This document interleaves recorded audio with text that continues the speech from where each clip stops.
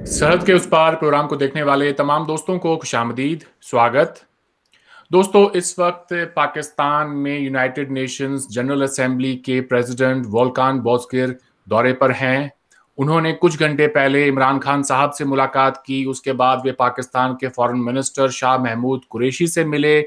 Press conference हुई। उस press conference में यूएन जनरल असेंबली के प्रेसिडेंट वोल्कान बॉज़गिर ने कहा कि पाकिस्तान को कश्मीर मसले को पूरी ताकत के साथ उठाना चाहिए।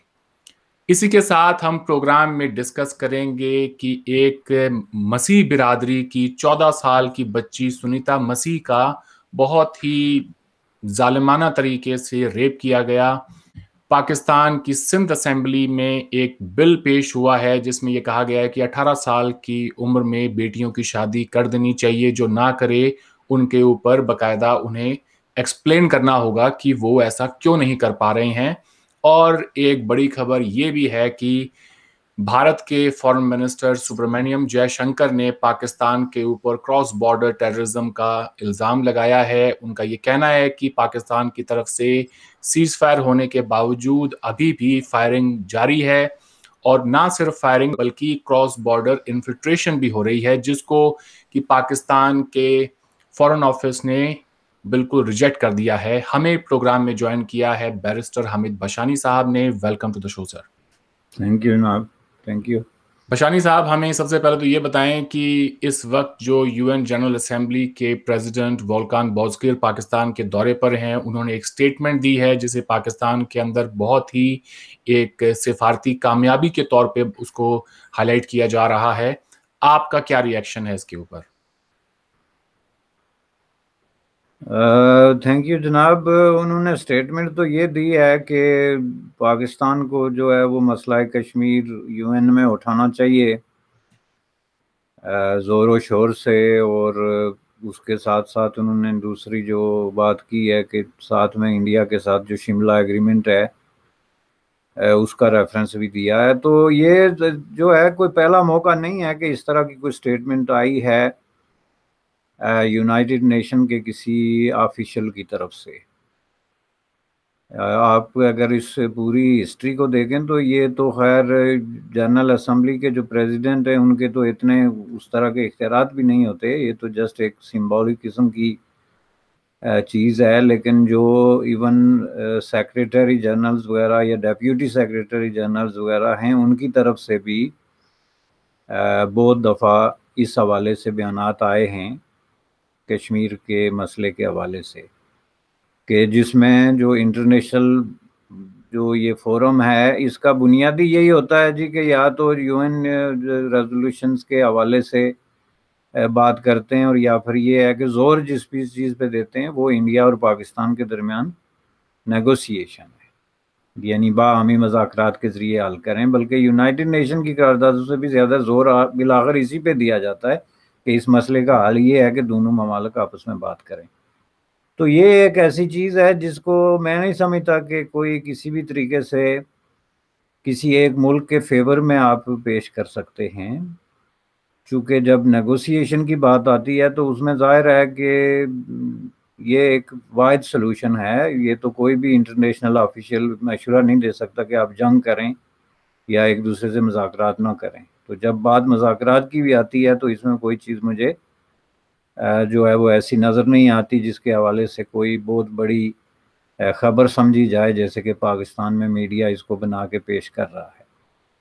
लेकिन इसमें थोड़ी सी देखने की बात और भी है कि ये बुनियादी तौर पे दो चीज़ें इसमें इम्पॉर्टेंट हैं। एक तो ये यूनाइटेड नेशन की रेजोल्यूशन का जो बार बार रेफरेंस दिया जाता है, अभी रिसेंटली इस पे बड़ी बहस हुई है, और यही चीज़ें जो हैं वो पाकिस्तान के हाई ऑफिशियल्स ने, जिसमें कि मिलिट्री बास से लेके तो प्राइम मिनिस्टर तक सब ने इसको दोहराया था कि जी मसला कश्मीर को अक़वाम मुत्तहिदा की करारदादों के मुताबिक हल किया जाए। तो इस हवाले से हम बार बार ये अर्ज़ कर चुके हैं कि इसमें कोई भी आदमी, ख्वाह वो किसी मुल्क का किसी भी अहम ओहदे पे फायज़ है या यूनाइटेड नेशन के किसी अहम ओहदे पे फायज़ है, उसमें एक चीज़ बड़ी क्लियर है कि यूनाइटेड नेशंस की करारदादें जो हैं उनके अंदर मसला कश्मीर का कोई ऐसा हाल नहीं है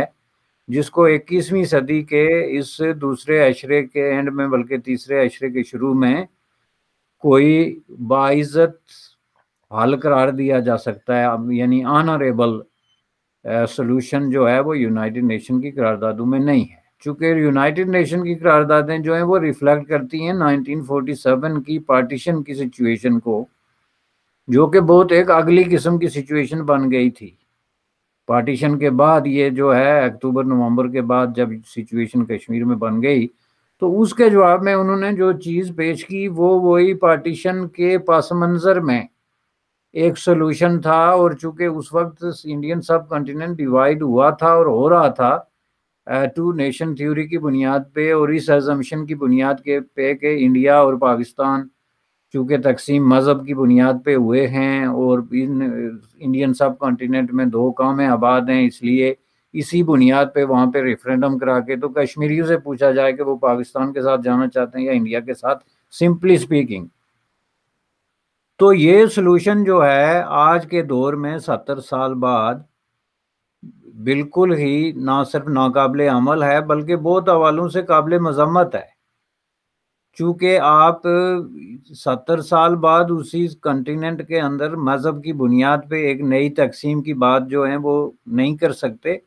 اور اگر آپ مذہب کی بنیاد پہ تقسیم کی بات کرتے ہیں تو اسے آپ صرف ایک سٹیٹ یا ایک علاقے تک محدود نہیں کر سکتے،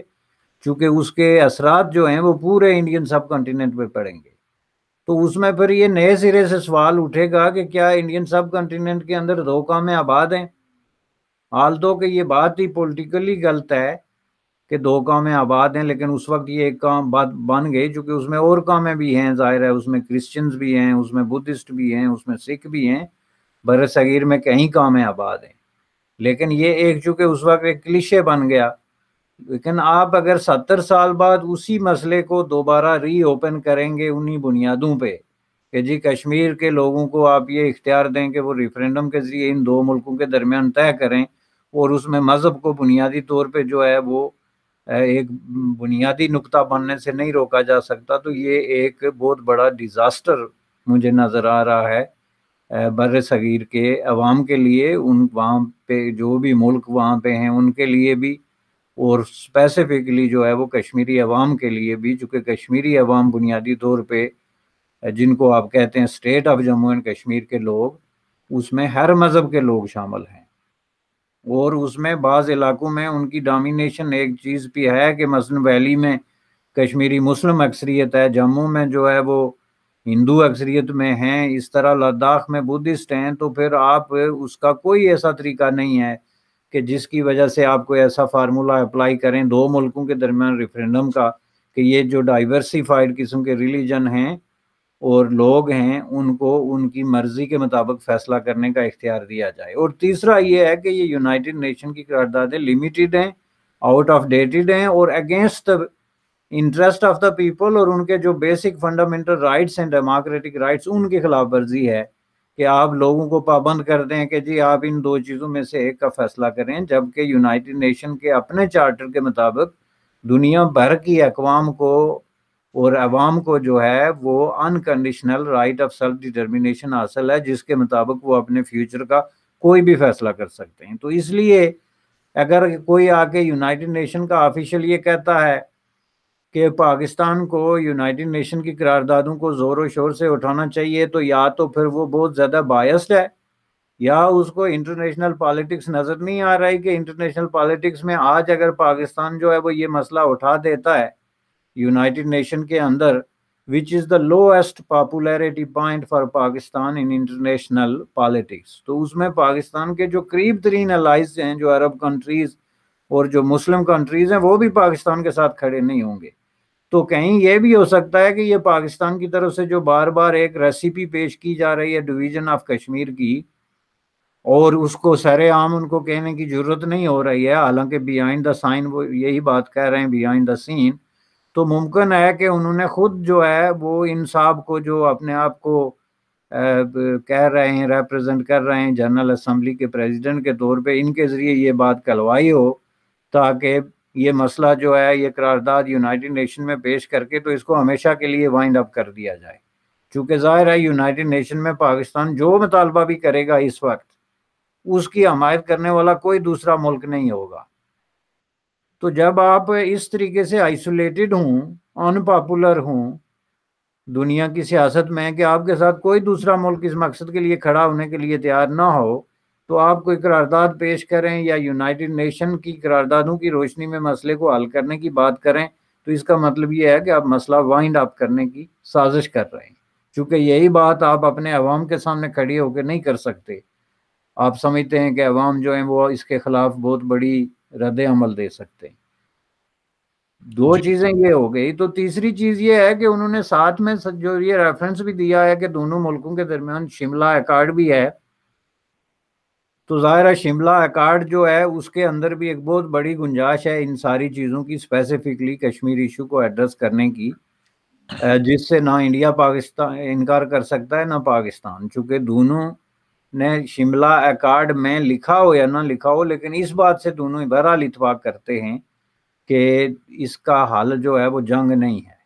مسئلے کا حل جنگ نہیں ہے. یہ دونوں نے اپنے اپنے طور پہ اس کا اعلان کیا ہے. تو جب اس کا حل نہیں ہے تو اس کا مطلب ہے کہ پھر آپ کے پاس ایک ویل اسٹیبلشڈ قسم کا معاہدہ موجود ہے جس کی روشنی میں آپ نیگوشیٹ کر کے اس مسئلے کی کوئی نہ کوئی شکل جو ہے وہ نکال سکتے ہیں، بجائے اس کے کہ آپ اس کو بطور پروپوگنڈا ٹول استعمال کریں کہ لیں جی جنرل اسمبلی کا صدر آ گیا، اس نے ہماری حمایت کر دی تو ہم بس کشمیر فتح کرنے والے ہیں. یہ عوام کے ساتھ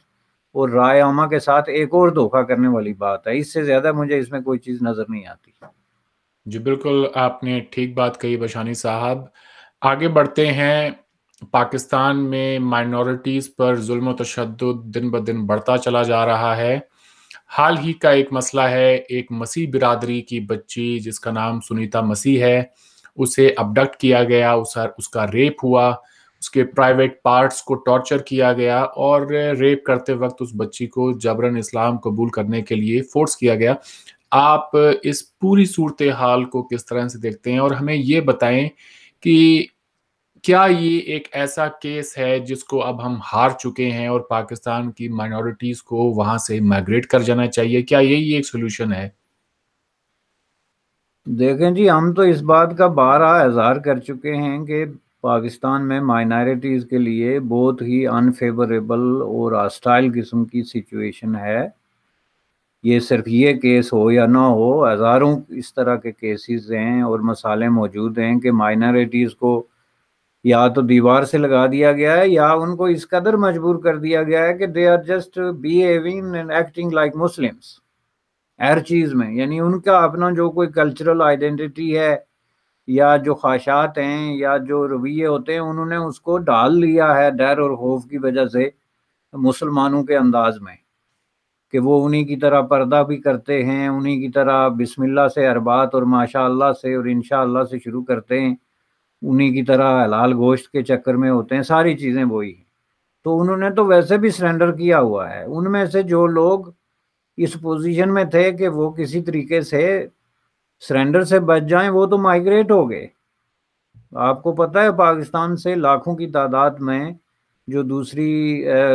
ریلیجن ہیں، خواہ وہ ہندو ہیں، سکھ ہیں یا دوسرے کرسچن ہیں، وہ بہت بڑی تعداد میں بیرونی ممالک میں، کہیں ویسٹ میں یا انڈیا میں یا جہاں کہیں بھی ان کو جگہ ملی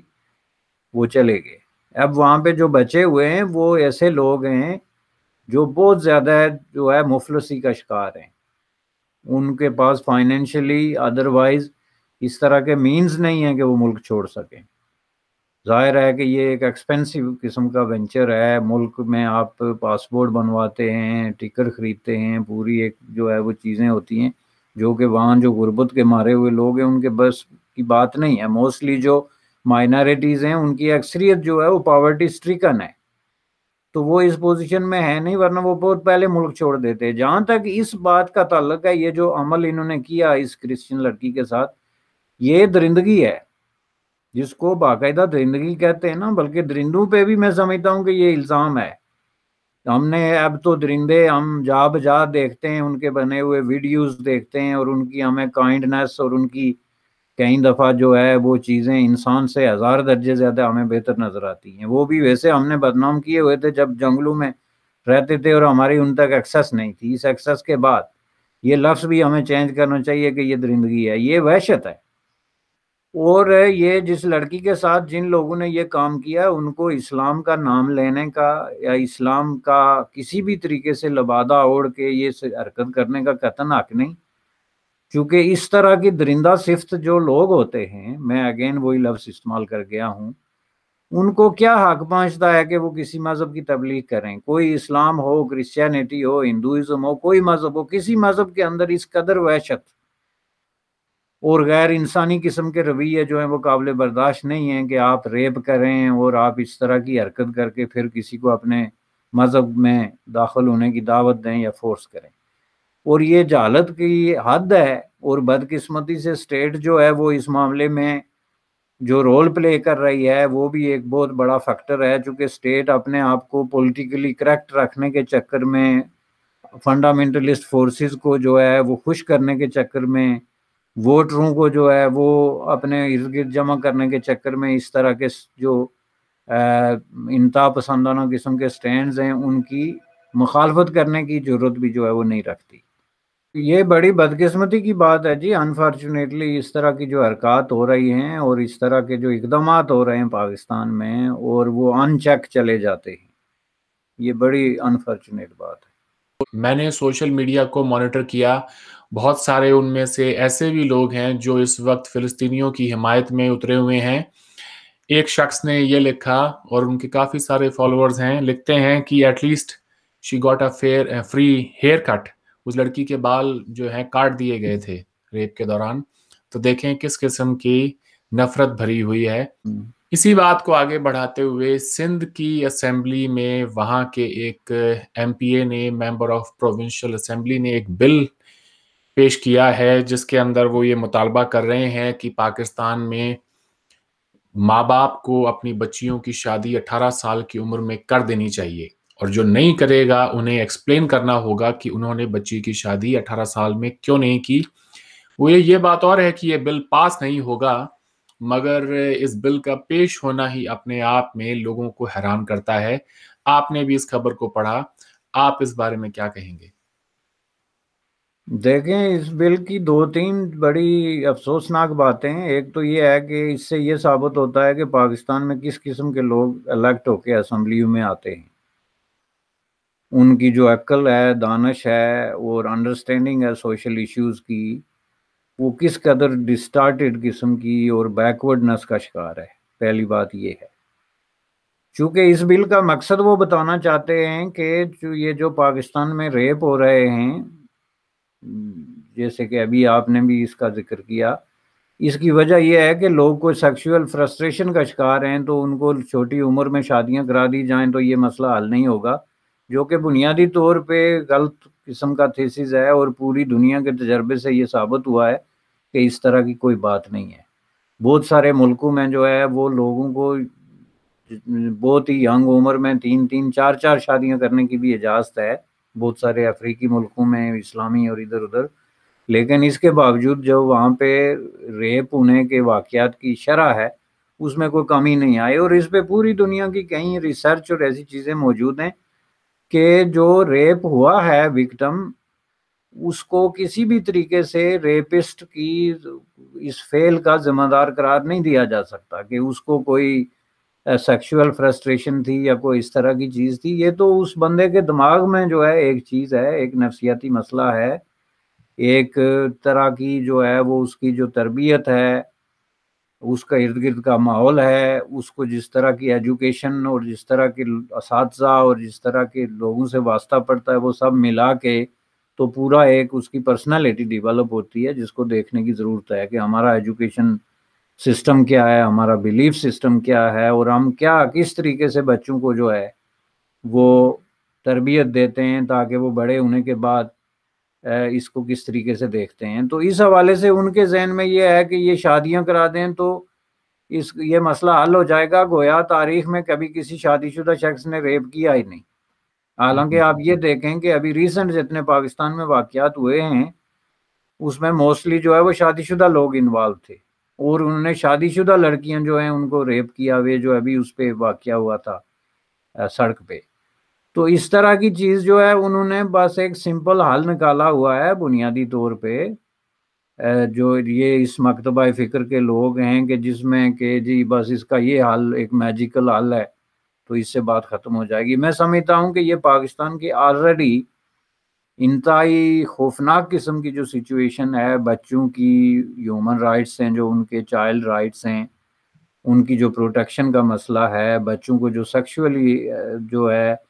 وہ ایکسپلائٹ کیا جاتا ہے، ان کی جو ٹریفکنگ کی جاتی ہے، ان کی جو خرید و فروخت ہے. اور 18 سال کو اب بچوں میں ہی شمار کریں، تین میں ہی آتے ہیں وہ 19 سال کی عمر تک. تو ان کے لیے یہ ایک دروازہ کھولنا چاہتے ہیں تاکہ یہ جو ملا آلریڈی جو ہے سڑکوں پہ گھوم رہے ہیں وہ اس تلاش میں کہ ہم 4 شادیاں کریں، وہ اس طرح کم عمر بچوں کی خرید و فروخت، بچیاں جو ہیں وہ لوگوں کی مجبوری سے فائدہ اٹھا کے تو ان کی خرید و فروخت ہو، اور اس طرح ان کو سیکشول ایکسپلائٹیشن شادی کے نام پہ جو ہے وہ یوز کیا جائے. اور پھر اس کے ساتھ اور جو چیزیں ہیں، مثلا پاکستان میں بڑھتی ہوئی آبادی ہے، اور اس بڑھتی ہوئی آبادی کی وجہ سے وہاں ایک غربت کی ناگفتہ بے قسم کی سچویشن ہے، اس میں جو ہے وہ ہزاروں گنا جو ہے وہ اضافہ کر دیا جائے، چونکہ آپ بچوں کو جو ہے وہ شادی کے اس میں ڈال رہے ہیں، بجائے اس کے کہ آپ اپنا ایجوکیشن سسٹم درست کریں اور آپ اپنے جو میل بچہ ہے اس کو سمجھائیں کہ تمہیں عورت کی عزت کرنی چاہیے، اور اس کے لیے جو بھی ایجوکیشن سسٹم دنیا میں ایکسیپٹیبل ہے، آزاد دنیا میں جہاں پہ فریڈم ہے اور جہاں پہ چائلڈ پروٹیکشن ہے اور اس طرح کی چیزیں ہیں، اس کی طرح اس کو وہاں پہ رواج دیا جائے. اس کے بجائے یہ ایسے عجیب و غریب قسم کے حل جو ہیں وہ نکال کے پیش کر رہے ہیں، جو بڑی انادر جو ہے انفارچونیٹ بات ہے. جی بالکل، بہت ہی زیادہ انفارچونیٹ بات ہے. اور اس طرح کے اگر بلز آئیں گے تو پاکستان کی عالمی برادری میں بدنامی ہی ہوگی، اس سے کچھ اور حاصل نہیں ہو سکتا. حالانکہ جانتے سب ہیں کہ یہ بل پاس نہیں ہوگا، پاکستان پیپلز پارٹی کبھی بھی اس بل کو پاس نہیں ہونے دے گی، مگر یہ بدنامی کا باعث بن جاتا ہے. آخری سوال آج کے پروگرام میں، انڈیا کے فارن منسٹر سبرامنیم جے شنکر نے پاکستان پر سیز فائر وائلیشن کا الزام لگایا ہے اور یہ کہا ہے کہ پاکستان کی طرف سے کراس بارڈر انفلٹریشن بدستور جاری ہے، جسے پاکستان کے فارن آفس نے بالکل ریجیکٹ کر دیا ہے. آپ اس پوری صورتحال کو کس طرف جاتے ہوئے دیکھ رہے ہیں؟ کہ آپ کو لگ رہا ہے کہ جو کانفیڈنس پاکستان کو حال ہی میں ملا ہے، پھر وہ چاہے پیلسٹائن کے ایشو کو جس طرح سے پاکستان نے اٹھایا اور لیڈر بن کے سامنے آیا ہے، اس میں بھی کوئی دو رائے نہیں ہے، تو اس سے پاکستان سوچ رہا ہے کہ مے بی اب ہمیں ٹیبل پہ جانے کی دوبارہ ضرورت نہیں ہے اور ہم اسی طرح سے عالمی برادری میں نہ صرف کشمیر کا کیس بلکہ پیلسٹائن کے کاز کو بھی چیمپئن کریں گے. اس لیے اگر کوئی سیز فائر وائلیشن ہوتی بھی ہے تو اسے ہونے دیں. ڈو یو تھنک کہ یہ بات اب یہاں سے بگڑتی ہوئی آپ کو دکھائی دے رہی ہے؟ بالکل جی، ڈیفینیٹلی بگڑ سکتی ہے. پہلی بات یہ ہے کہ یہ اس پہ آپ نے کہا کہ دو رائے نہیں ہیں کہ پاکستان کوئی لیڈر بن کے ابھرا ہے، اس میں ڈیفینیٹلی دو سے بھی زیادہ رائے ہیں. یہ جو کچھ پاکستان نے کیا ہے، یہ اس کا کہیں مطلب یہ نہیں نکلتا کہ پاکستان کوئی لیڈرشپ کی پوزیشن میں آ گیا انٹرنیشنل کمیونٹی کی. ایک ترکی اور فلسطین کا اگر وزیر خارجہ یا کوئی اور آفیشل جو ہے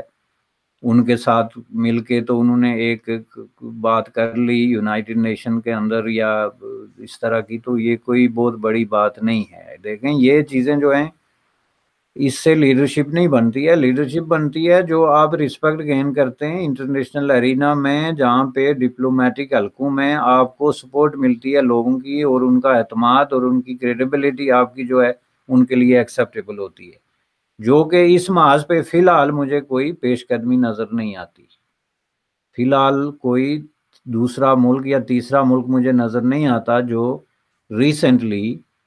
پاکستان کی کسی بھی جو ان کی خواہشات ہیں انٹرنیشنلی ان میں سے کسی کی اس نے کھل کے حمایت کی ہو یا اپنی پالیسی میں کوئی تبدیلی لائی ہو. جہاں تک ایل او سی کی وائلیشنز وغیرہ کا تعلق ہے تو دیکھیں یہ چیز ہم بار بار اس کا اظہار کر چکے ہیں کہ یہ جو کچھ وہاں پہ ہوا ہے that is not a solution, that is a very good thing. کہ انہوں نے سیز فائر کر دی، وہاں پہ جو بیچارے عام لوگ جس طرح کی سفرنگ کر رہے تھے وہ اس سے بچ گئے، یہ ایک بہت اچھا قدم ہے، لیکن ہم یہ جانتے ہیں کہ یہ کافی نہیں ہے اور نہ ہی یہ سلوشن ہے، چونکہ آپ کا اصل ایشو اب بھی وہیں ہے، اور جب آپ اصل ایشو کو نہیں چھیڑتے تو یہ کاسمیٹک قسم کی جو تبدیلیاں ہوتی ہیں یہ ظاہر ہے وقتی ثابت ہوتی ہیں، وہ کسی کو موقع جس وقت بھی ملتا ہے اس میں وہ پھر وہی کام کرتے ہیں جو عام حالات میں وہ کرنا چاہ رہے ہوتے ہیں، اور یہ اس کی ایک مثال ہے۔ اس میں نہیں کہتا کہ جو ہے وہ پاکستان نے خلاف ورزی کی یا نہیں کی، لیکن میرے نزدیک یہ کوئی قانونی بات نہیں ہے، چونکہ جب آپ کا اصل مسئلہ موجود ہے اس پہ آپ کا سٹینڈ بھی وہی ہے، آپ یہ سمجھ رہے ہیں کہ کشمیر میں ملیٹنسی جو ہے یا دہشت گردی جو ہے وہ جہاد ہے، آپ یہ سمجھ رہے ہیں کہ یہ جو جہادی قوتیں ہیں ان کی لڑائی لیجیٹیمیٹ ہے، آپ کا یہ سٹینڈ ہے کہ یہ جو کچھ کر رہے ہیں جس بھی طریقے سے کر رہے ہیں یہ درست ہے اس لیے کہ ان کے ساتھ ظلم ہو رہا ہے، تو اس صورت میں ظاہر ہے اس سے کیا فرق پڑتا ہے کہ آپ وہاں پہ وائلیشن کریں یا نہ کریں؟ وائلیشن تو اٹ سیلف آپ کے اپنے خیالات ہیں، جو خیالات کے اندر وائلنس اور تشدد ہوتا ہے نا وہ پریکٹس میں اس سے کہیں زیادہ اس کا امپیکٹ ہے۔ آپ ہر فورم پہ جا کے تو اگر یہ کہیں کہ جی کشمیر میں جو کچھ ہو رہا ہے، جو ملیٹنسی ہے یا جو کچھ ہے یہ جائز درست قسم کے مجاہد ہیں جو اپنی آزادی کی لڑائی لڑ رہے ہیں، جبکہ ان میں سے بیشتر جو ہے وہ ناؤن قسم کے دہشت گرد ہوں، تو اس کے بعد کیا فرق رہ جاتا ہے کہ آپ LOC کراس کر کے ان کی حمایت کریں یا نہ کریں؟ بات تو ایک ہی ہے۔ جی، میں نے اس لیے کہا تھا بشانی صاحب کی پاکستان لیڈرشپ پہ اس کی جو ہے وہ بڑی ابھر کر آئی ہے، کیونکہ 57-58 جتنے بھی مسلم کنٹریز ہیں ان میں سے پاکستان، ٹرکی اور ایک دو ملک اور تھے جن کی صدارت شاہ محمود قریشی صاحب کر رہے تھے اور جن کو لیڈ کر رہے تھے وہ، تو آئی تھاٹ کہ ایگزام میں اگر بیٹھیں 3-4 بچے تو پھر اگر ان کو اگر وہ آپ ان کے یہ نہ کہیں کہ جی یہ ٹاپ کیا انہوں نے تو پھر وہ زیادتی ہو جاتی ہے ان کے ساتھ بھی۔ تو خیر اس طرح سے ہے، بہت ساری باتیں ہیں جی۔ اب یہ جو ایشوز ہیں آگے آنے والے وقت میں پتہ چلے گا کہ اونٹ کس کروٹ لیتا ہے۔ باقی یہ جو ہے کہ جو کانفیڈنس بلڈنگ میجر ہوتا ہے دو ممالک کے درمیان، وہ کہیں نہ کہیں پہ اب ایسا لگ رہا ہے کہ اس میں کوئی نہ کوئی ٹینشن بڑھ رہی ہے۔ جس قسم کے بیان دونوں طرف سے آ رہے ہیں اور جس قسم کا ریئیکشن پاکستان کے حکمران دے رہے ہیں، it would be interesting to see کہ آنے والے وقت میں کیا ہوتا ہے۔ آج آپ نے وقت دیا، آپ کا بہت بہت شکریہ۔ Thank you so much. Thank you جناب، تھینک یو۔